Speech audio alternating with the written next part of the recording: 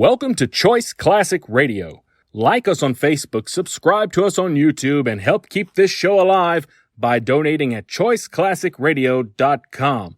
For more of your favorite old-time radio shows, join us on our companion podcast, Choice Classic Radio, Mystery, Suspense, Dramas, and Horrors, where we bring to you the most mysterious tales that the golden age of radio had to offer.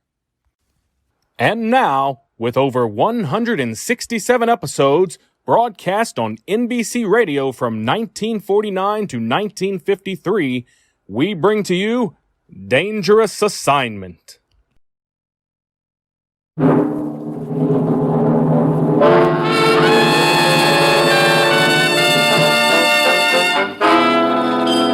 Dangerous Assignment. Transcribed, starring Brian Donlevy as Steve Mitchell.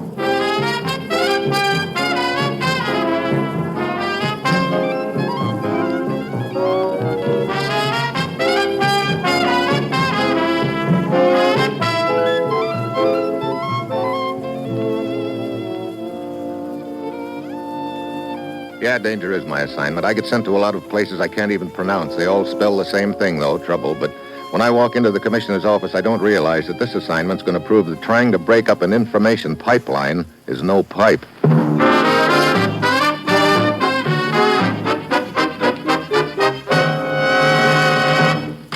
Morning, Commissioner. You sent for me? Steve, you've an appointment to meet someone at the railroad station in Oslo tomorrow night. Blonde or redhead, Commissioner? Never mind.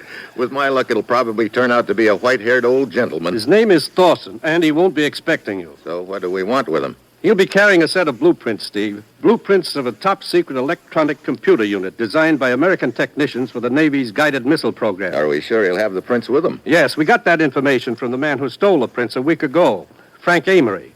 After what happened to him last night, he's been more than willing to talk. Oh? Oslo police found Amory in an alley, 3 bullet holes in him. Fortunately for us, he's managed to stay alive. Sounds like the old double cross, huh? Bullets for the payoff. Looks that way, Steve. Get over to the hospital in Oslo and talk with Amory. Get the information you need and grab Thorson. It's vitally important we recover those blueprints, Steve. Well, that's it. You've got your assignment. Good luck.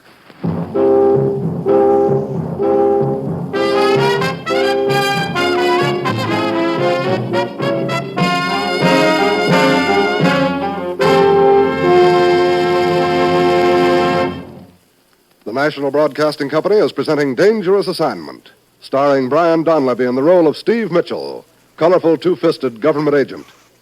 At all those places of the world where danger and intrigue walk hand in hand, there you will find Steve Mitchell on another dangerous assignment. Here's a reminder about Thursday's entertainment schedule on most NBC stations. Yes, there's comedy fun with Robert Young, starring in Father Knows Best. Roy Rogers brings you Western adventure and songs from the Double R Bar Ranch in Paradise Valley. Ralph Edwards presents another mad and merry session of Truth or Consequences. Then Eddie Cantor recalls his years in the entertainment world during his show business show. And Judy Canova invites you to mythical Cactus Junction for 30 minutes of fun. Yes, it's an enjoyable evening of great radio entertainment, so be sure to hear it all. Thursday night on the NBC Radio Network.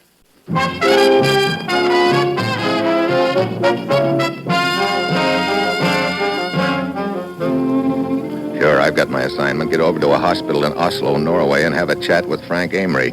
He's responsible for lifting a set of top-secret U.S. blueprints, and now a gent named Thorson has them. It's my job to grab Thorson before he can pass them on to someone else. It's late Thursday afternoon when my plane lands, and half an hour later I'm at the hospital sitting at Amory's. Sure, Mitchell, you ask the questions. I'll tell you everything I know. First of all, Amory, I want a description of Thorson. Well, he's about medium build, 40 years old, just an ordinary-looking sort of guy. Oh, great. Look, what about this contact Thorson is supposed to meet? Do you know what he looks like? No, all I know is Thorson's to turn over the blueprints to someone at the depot tonight, 7 o'clock. The courier in turn hands over the blueprints to another contact in Copenhagen tomorrow night. In Copenhagen? At an amusement park. It's called the Aalborg Gardens. And then what?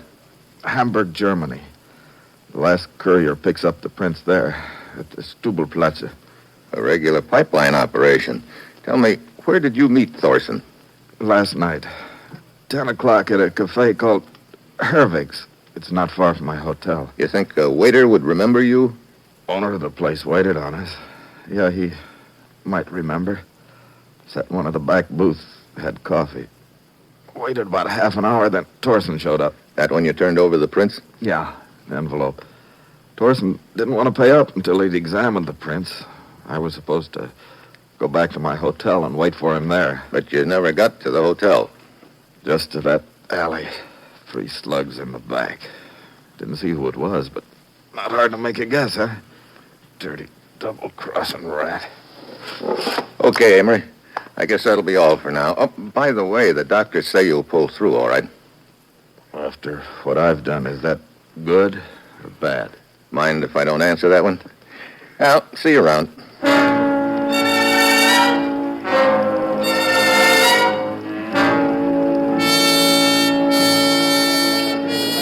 Good evening, sir. Alone? Yeah, This way. I have a table. skip it for now. I want to make a little conversation with the owner of this restaurant. I am the owner, sir. Carl Hervig at your service. I'm Steve Mitchell. My credentials. Oh, I see. How may I help you? How's your memory? Excellent. A most valuable asset in my work. Yeah. You had a customer last night, an American. Tall, blonde hair, wore rimless glasses. Yes. Yes, I seem to remember. I waited on him myself. Coffee. Do you remember the man who joined him at the table? Medium build, around 40? But of course, he comes in quite often. His name's Thorson. That I did not know. But you could point him out to me. Yes.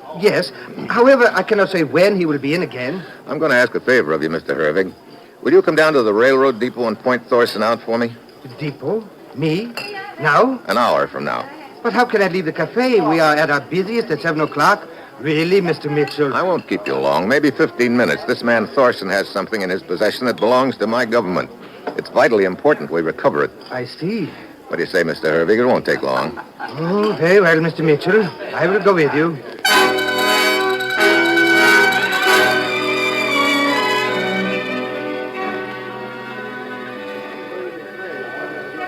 It's 10 minutes of 7 when Hervig and I pull up at the railroad station. We take up a position near the main entrance, and Hervig starts giving the crowd the once-over. No sign of Thorson. 7 o'clock. Still he hasn't put in an appearance. A few minutes later, Hervig tugs at my sleeve.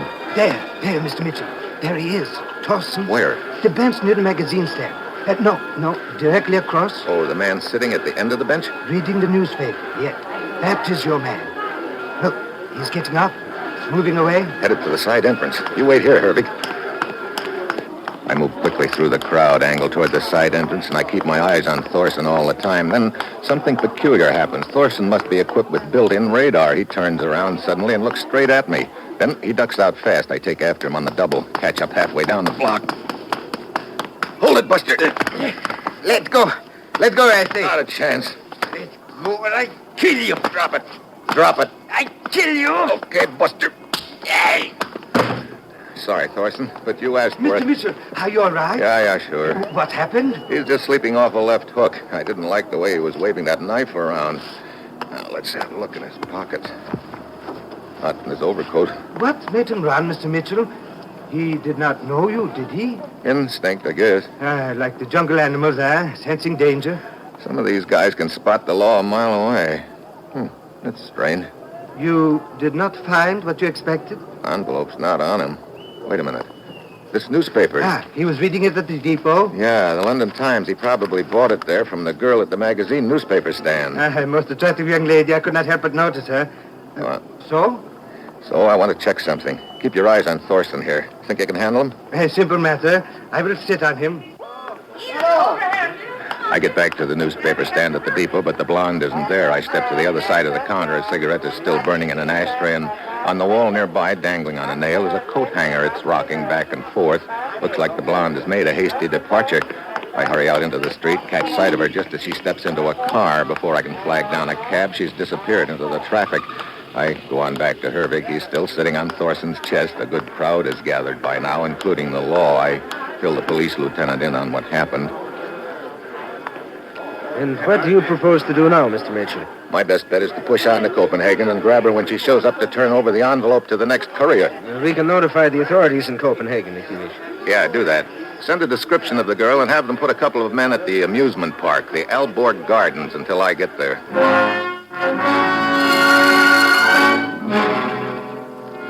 It's shortly after midnight when my plane sets down at the Danish capital. Captain Kolner of the Copenhagen police is there to meet me and hustles me over toward a waiting squad car.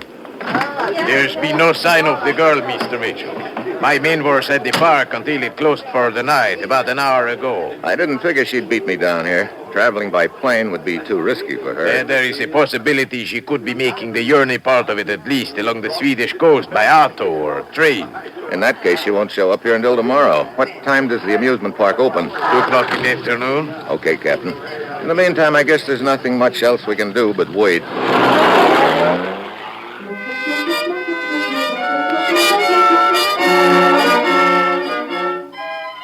I check in at a hotel not far from the amusement park, and the next day Captain Kolner picks me up shortly after 1 in the afternoon. We hustle over to the Alborg Gardens, take up a position not far from the entrance, and settle down to wait. Turns out to be a long wait all afternoon. Finally, just after nightfall, the girl shows up. Kolner and I tag her inside the grounds. Look, Captain, we'd better split up. I don't want to get too close. She's apt to recognize me, but she doesn't know you. Well, why not pick her up right now? I'm afraid of it. After what happened at the railroad station in Oslo, she might be playing it safe. At the railroad station in Oslo, she might be playing it safe. Oh, you mean she might not have the envelope with her? Yeah, sort of just testing the ground. You go on up ahead. Stay close to her. I won't be far behind. Right. Oh, you mean she might not have the envelope with her? Yeah, sort of just testing the ground. You go on up ahead. Stay close to her. I won't be far behind. Right.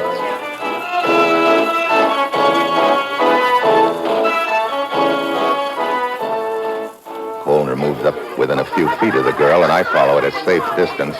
She just goes on strolling casually through the grounds, paying no particular attention to anything or anyone. 10 minutes later, she pulls up at the skating rink, sits down at a bench, and lights a cigarette. After a few drags, she flips it away, gets up, and starts in my direction. I have to duck out of the way fast. I slip into a narrow, dark passageway between 2 buildings, and that's when it happens. Something cracks me hard over my ear, and I sprawl headfirst into the weeds.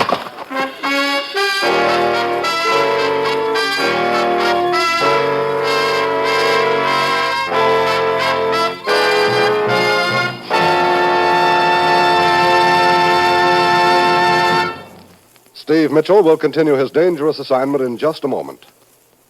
If you're one of the millions of Americans who daily drive their cars on our streets and highways, this message is for you. Safety is your job, and safe driving means driving within the limits set not only by the speed laws but also by road conditions. In good weather, when streets and highways are dry, it takes 12 car lengths to stop when you're driving 50 miles an hour. But when the road is wet and slippery, it takes a much greater distance to bring your car to a stop. So keep alert when you drive, take your tip from the professional truck driver, and remember that driving is a full-time job. Drive slowly enough to avoid accidents before they can happen. At 50 miles per hour, you're rushing towards an accident at 76 feet per second. So keep alert when you drive, watch for accidents threatening on the road ahead, and then slow down in time to avoid them. Slow down for safety's sake. And remember, only you can prevent accidents, and the life you save may be your own.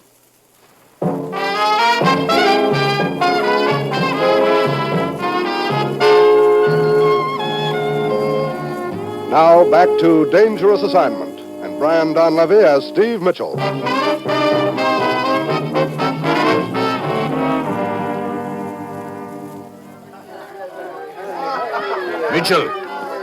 Mitchell! Eh? Oh, Captain Kolner. Are you all right? Yeah, just a conk on the noggin. Did you see who hit you? No. He was between these 2 buildings in the dark. Looks like the girl's got a little helper in the deal. Hey, what happened to her? I've been watching her. She's over by the gate. Wait, she's just leaving through the gate. Come on.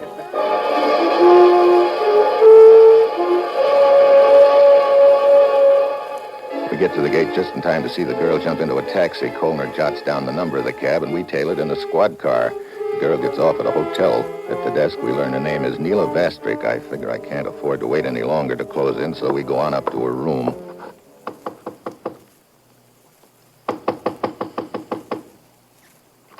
Yes? What? Oh, Hi, baby. Remember me?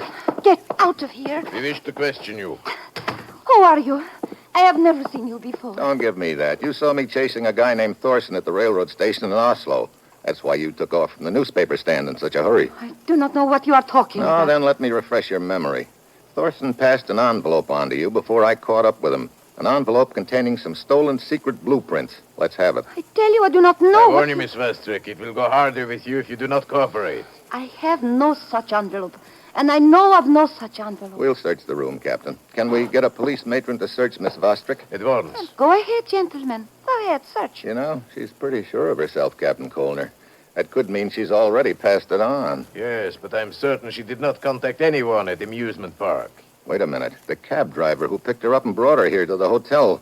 Of course. What cab driver? I do not know any cab driver. Oh, well, we'll soon find out. Captain, you got the number of the cab, haven't you? Yes, sir, I have. I wrote it down. We can find his address from the cab company. Come on. We'll put Miss Vastrick on ice at headquarters and then pay that cabbie a little visit.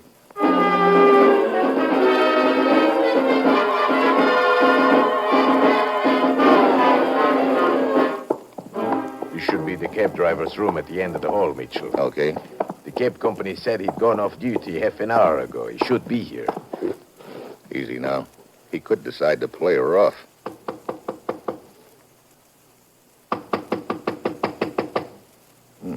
Got a passkey? Yes, sir. Better use it.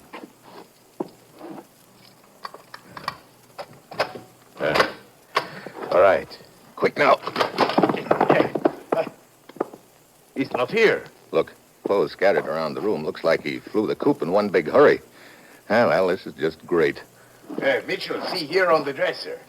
A photo of the driver standing beside the cab. Yeah, I'll take it along. It may come in handy in Hamburg. Hamburg? Yeah. According to Amory in Oslo, that's the next pickup point, a square in Hamburg called Stubelplatz. So if you are there at the right time, you may intercept it. Trouble is, that's what I've been trying to do all along the line and missed. I figured it was going to be a breeze when I got Hervig, the restaurant owner, to identify Thorson, but before I could grab Thorson, he'd passed it to the girl. Yeah, then she passed it to the cab driver, and now you suspect he's on his way to Hamburg to deliver it to the next runner. Yeah, so now I get another chance, my final one. But one thing's sure, Hamburg's the last stop. If I don't intercept it there, it's gone for good.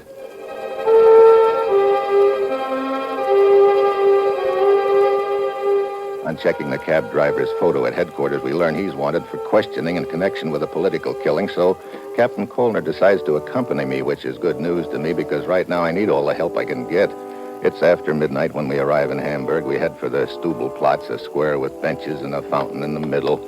At one end of the square is a large cathedral with a clock and a bell tower. 2 a.m. You think the driver could have beaten us here, Mitchell? I don't see how. We moved fast when we found out he'd cleared out of his room in Copenhagen. True. And the military plane got us here to Hamburg faster than a civilian airliner. That's right. We should be in time, all right. And this bench is partially hidden by the trees. From here we can see the whole square, so looks like we might as well get comfortable.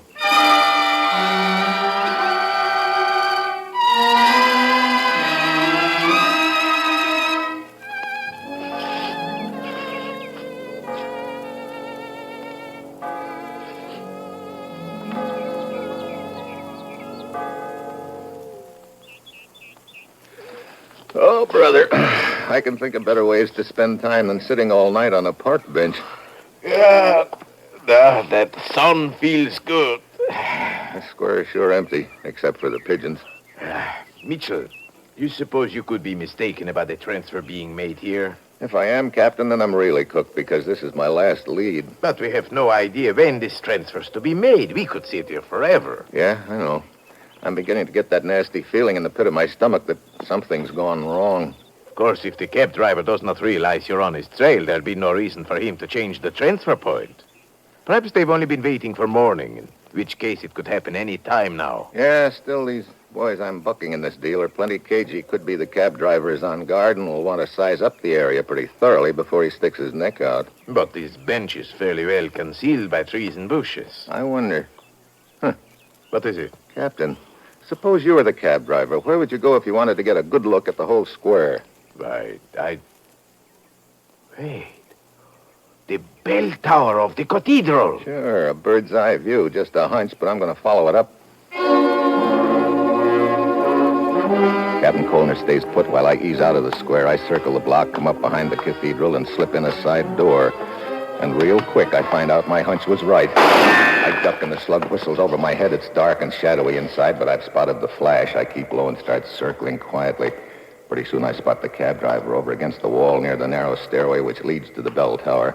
He's looking for me, but in the wrong direction. I come in at him from the side, fast. Too late. Let go. I'll take the gun. Now, just stay put a minute while I see which pocket you've got that envelope in. Yeah, here we are. Well, how did you find me? Well, it's a long story, but let's just say it had a happy ending for me. Hey! Stand still, Mitchell. What? Drop your gun. Herbig. I said drop it. That's better. Well. So the restaurant owner who was so willing to help by identifying Thorson at the Oslo depot turns out to be the big boy in the deal. Exactly. You and Thorson were in it together, but you decided to give him the double cross just like he gave Amory, huh? Not bad. Thorson and I were not working together. I see. Well, it makes more sense that way. You know, that probably means you shot Amory. Yes. Sure. You figured on getting the envelope from him, but he'd already passed it to Thorson, who didn't even know Amory had been shot. That explains why they didn't change the location of their transfer points. Unfortunately, Thorson had left the scene before I could catch up to him. So when I came in your restaurant with a lead on where he might be, you decided to play along with me, hoping I'd lead you to the envelope. And now you have. You'll be happy to know I can sell it for quite a lot of money. Hand it over, Mitchell.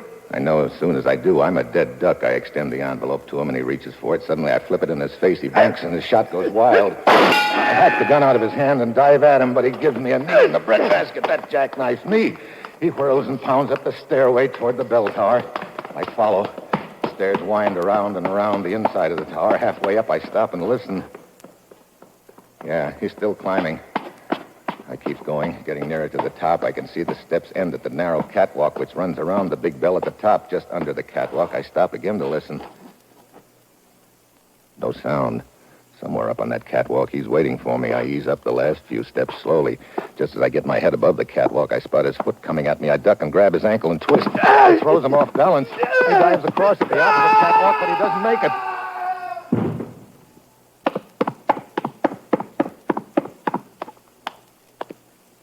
Mitchell, is that you? Yeah, Captain. Oh. And the envelope? Right here, lying beside what's left of Hervig.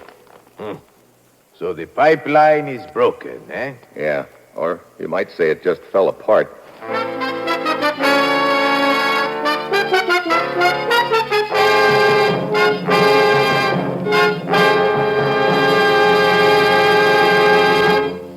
Our star, Brian Donlevy, will return in a moment. If musical entertainment is high on your list of enjoyable radio programming, then NBC's Monday Night of Music was designed especially for you. When you set your radio dial to most NBC stations on Monday evening, you'll hear such stellar programs as The Railroad Hour, The Voice of Firestone, The Telephone Hour, and The Dinah Shore Show. The Railroad Hour presents Gordon MacRae and guest stars in memorable operettas. Howard Barlow conducts the orchestra and chorus on The Voice of Firestone, and the program always features the finest musical artists. The Telephone Hour brings you the music of Donald Voorhees and the Bell Symphonic Orchestra, as well as famous guests from the realm of music. Also on Monday evening, you'll hear the new Dinah Shore Show. Dinah now brings her singing talent to the NBC radio microphone twice each week, every Monday and Friday. Remember to join us for the new Dinah Shore Show. Make it a date to be one of the millions of people who each Monday evening enjoy NBC's musical program schedule.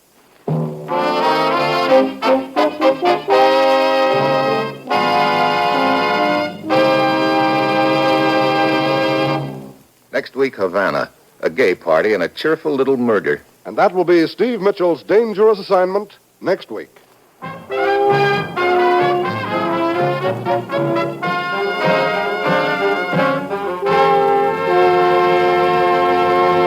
Included in tonight's cast were Dan Riss, Jan Arvan, Paul Frees, Tom Holland, and Gigi Pearson.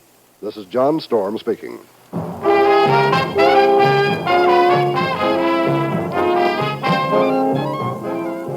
Dangerous Assignment, starring Brian Donlevy as Steve Mitchell with Herb Butterfield as the commissioner, is written by Bob Reif and Adrian Jondeau and is directed by Bill Karn. Be with us again next week at the same time when Brian Donlevy, starring in the role of Steve Mitchell, will embark on another transcribed dangerous assignment.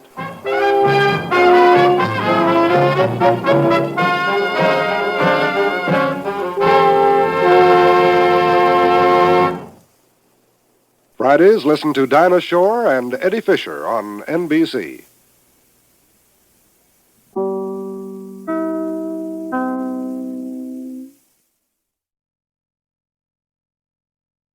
That concludes today's episode. We'd like to thank you and remind you to donate at choiceclassicradio.com. Remember, your donations make episodes like this possible.